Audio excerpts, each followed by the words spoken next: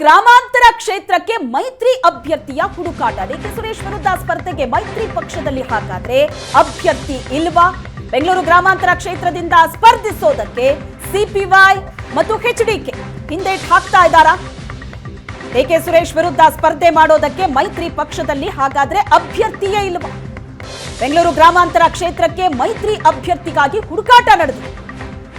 ಬೆಂಗಳೂರು ಗ್ರಾಮಾಂತರ ಕ್ಷೇತ್ರದ ಹಾಲಿ ಸಂಸದರು ಡಿಕೆ ಸುರೇಶ್ ವಿರುದ್ಧ ಸ್ಪರ್ಧೆ ಮಾಡೋದಕ್ಕೆ, ಡಿಕೆ ಸುರೇಶ್ಗೆ ಟಕ್ಕರ್ ಕೊಡೋದಕ್ಕೆ ಮೈತ್ರಿ ಪಕ್ಷದಲ್ಲಿ ಹಾಗಾದ್ರೆ ಅಭ್ಯರ್ಥಿಯೇ ಇಲ್ವಾ? ಬೆಂಗಳೂರು ಗ್ರಾಮಾಂತರ ಕ್ಷೇತ್ರ ಅಂದಾಕ್ಷಣ ಮೊದಲು ಮುನ್ನೆಲೆಗೆ ಬಂದಂತಹ ಹೆಸರೇ ಸಿಪಿವೈ. ಜೊತೆಗೆ ಎಚ್.ಡಿ. ಕುಮಾರಸ್ವಾಮಿ ಅವರು ಕೂಡ ಬೆಂಗಳೂರು ಗ್ರಾಮಾಂತರ ಕ್ಷೇತ್ರದಿಂದ ಸ್ಪರ್ಧಿಸುತ್ತಾರೆ ಅನ್ನುವಂತಹ ಮಾತು ಕೂಡ ಇತ್ತು. ಹಾಗಾದ್ರೆ ಇವರಿಬ್ರು ಹಿಂದೇಟ್ ಹಾಕಿದ್ರ ಬೆಂಗಳೂರು ಗ್ರಾಮಾಂತರ ಕ್ಷೇತ್ರದಿಂದ ಸ್ಪರ್ಧೆ ಮಾಡೋದಕ್ಕೆ? ಚುನಾವಣೆ ಹತ್ತಿರ ಬರ್ತಾ ಇದ್ರು ಕೂಡ ಮೈತ್ರಿ ನಾಯಕರ ಸಭೆಯೇ ನಡೆದಿಲ್ಲ. ಬಿಜೆಪಿ ನಾಯಕರು ಗ್ರಾಮಾಂತರ ಕ್ಷೇತ್ರದಲ್ಲಿ ಆಕ್ಟಿವ್ ಆಗಿಲ್ಲ. ಯಾವೊಬ್ಬ ಬಿಜೆಪಿ ನಾಯಕರು ಬೆಂಗಳೂರು ಗ್ರಾಮಾಂತರ ಕ್ಷೇತ್ರದಲ್ಲಿ ಆಕ್ಟಿವ್ ಆಗಿಲ್ಲ. ಚನ್ನಪಟ್ಟಣ ಕ್ಷೇತ್ರದ ಮೇಲೆ ಸಿಪಿ ಯೋಗೇಶ್ವರ್ ಕಣ್ಣಿಟ್ಟಿದ್ದಾರೆ. ಲೋಕಸಭೆಗೆ ಸ್ಪರ್ಧಿಸಿದ್ರೆ ಎಚ್ಡಿಕೆಗೂ ಕೂಡ ಚನ್ನಪಟ್ಟಣ ಕೈತಪ್ಪೋ ಭೀತಿ ಎದುರಾಗಿದೆ ಅಂತಲೇ ಹೇಳಲಾಗ್ತಾ ಇದೆ. ಡಿಕೆ ಸುರೇಶ್ಗೆ ಟಕ್ಕರ್ ಕೊಡುವಂತಹ ಮೈತ್ರಿ ಅಭ್ಯರ್ಥಿಗಾಗಿ ಈಗ ಹುಡುಕಾಟ ನಡೆದಿದೆ. ಹಾಗಾದ್ರೆ ಮಾಜಿ ಸಿಎಂ ಕುಮಾರಸ್ವಾಮಿ ಮತ್ತು ಸಿಪಿ ಯೋಗೇಶ್ವರ್ ಹೆಸರೇನು ಕ್ಷೇತ್ರದಲ್ಲಿ ಕೇಳಬಂದಿತ್ತು? ಅವರು ಕಣದಿಂದ ಹಿಂದೆ ಸರಿದಿದ್ದಾರಾ? ಯಾಕೆ ಸ್ಪರ್ಧೆ ಮಾಡೋದಕ್ಕೆ ಹಿಂದೇಟು ಹಾಕ್ತಾ ಇದ್ದಾರೆ? ಬೆಂಗಳೂರು ಗ್ರಾಮಾಂತರಕ್ಕೆ ಸಂಭಾವ್ಯರ ಗುರುತು ಮಾಡಿದ್ದಾರೆ ಮೈತ್ರಿ ನಾಯಕರು. ಯಾರು ಕಣಕ್ಕಿಳಿತಾರೆ ಅನ್ನುವಂತಹ ಕುತೂಹಲವಂತೂ ಇದ್ದೇ ಇದೆ.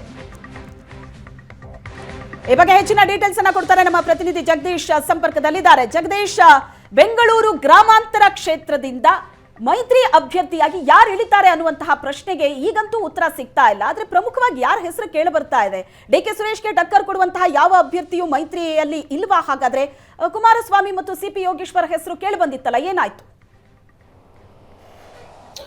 ಶ್ವೇತಾ, ಏನಂತಂದ್ರೆ ಬೆಂಗಳೂರು ಗ್ರಾಮಾಂತರ ಲೋಕಸಭಾ ಚುನಾವಣೆಗೆ ಈಗೂ ಕೂಡ ಮೈತ್ರಿ ಅಭ್ಯರ್ಥಿಗಳು ಯಾರು ಅನ್ನೋದು ಈಗ ಸಾರ್ವಜನಿಕರಲ್ಲಿ ಒಂದು ಪ್ರಶ್ನೆ ಆಗಿರುವಂತದ್ದು.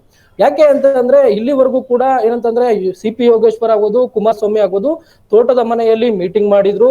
ಆದ್ರೆ ಇದು ಯಾವುದೇ ಕಾರ್ಯಕರ್ತರನ್ನಾಗ್ಲಿ ಮತ್ತೆ ಜೆಡಿಎಸ್ ಮತ್ತೆ ಬಿಜೆಪಿ ಮೈತ್ರಿ ಆದ ಬಳಿಕ ಚನ್ನಪಟ್ಟಣದಲ್ಲಾಗ್ಬೋದು, ಇಡೀ ಬೆಂಗಳೂರು ಗ್ರಾಮಾಂತರದಲ್ಲಾಗ್ಬೋದು ಯಾವುದೇ ಕೂಡ ಸಭೆ ನಡೆದಿಲ್ಲ.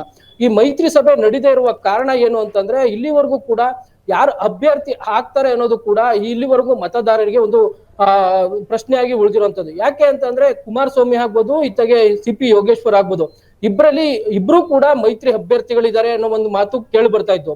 ಆದ್ರೆ ಪ್ರಮುಖವಾಗಿ ಸಿಪಿ ಯೋಗೇಶ್ವರ್ ಅವರು ಇಲ್ಲಿ ಸ್ಪರ್ಧಿಸ್ತಾರೆ ಅನ್ನೋ ಕೂಡ ಹೆಚ್ಚಿಗೆ ಮಾತು ಕೇಳಿ ಬರ್ತಾ ಇತ್ತು. ಆದ್ರೆ ಅವರು ಸಂಕ್ರಾಂತಿ ಬಳಿಕ ನಾವು ಪಕ್ಷ ಸಂಘಟನೆ ಮಾಡ್ತೀವಿ, ಮತ್ತೆ ಮೈತ್ರಿ ಸಭೆಗಳನ್ನ ಮಾಡ್ತೀವಿ, ಮತ್ತೆ ಎಲ್ಲಾ ಕಾರ್ಯಕರ್ತರನ್ನು ಒಂದು ಮಾಡ್ತೀವಿ ಅಂತ ಹೇಳ್ತಿದಂತ ಸಿಪಿ ಯೋಗೇಶ್ವರ್ ಆಗೋದು, ಕುಮಾರಸ್ವಾಮಿ ಆಗೋದು. ಆದ್ರೆ ಸಂಕ್ರಾಂತಿ ಆದ ಬಳಿಕವೂ ಕೂಡ ಇಲ್ಲಿವರೆಗೂ ಕೂಡ ಕ್ಷೇತ್ರದಲ್ಲಿ ಆ ರೀತಿ ಯಾವುದೇ ಬೆಳವಣಿಗೆಗಳು ಕೂಡ ಕಂಡು ಬರ್ತಾ ಇಲ್ಲ.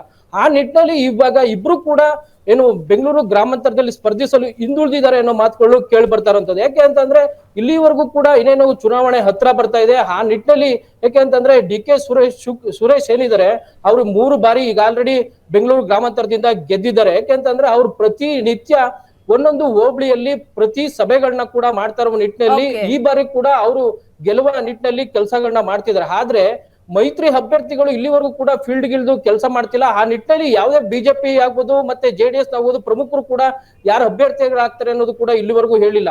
ಆದ್ರೆ ಕೊನೆ ಮೂಮೆಂಟ್ ನಲ್ಲಿ ಯಾವ್ದೋ ಒಬ್ಬ ಹೊಸ ಮುಖಗಳನ್ನ ತಂದು ಇಳಿಸುವಂತದ್ದು ಈಗ ಕಂಡು ಬರ್ತದಾ, ಇಲ್ಲ ಇವರಿಬ್ಬರಲ್ಲಿ ಯಾರು ಅಭ್ಯರ್ಥಿಗಳು ಆಗ್ತಾರೆ ಅನ್ನೋದು ಕೂಡ ಕುತೂಹಲಕ್ಕೆ ಕಾರಣವಾಗಿದೆ. Shweta, yes, thank you Jagadish ನಿಮ್ಮೆಲ್ಲ ಡೀಟೇಲ್ಸ್ಗೆ.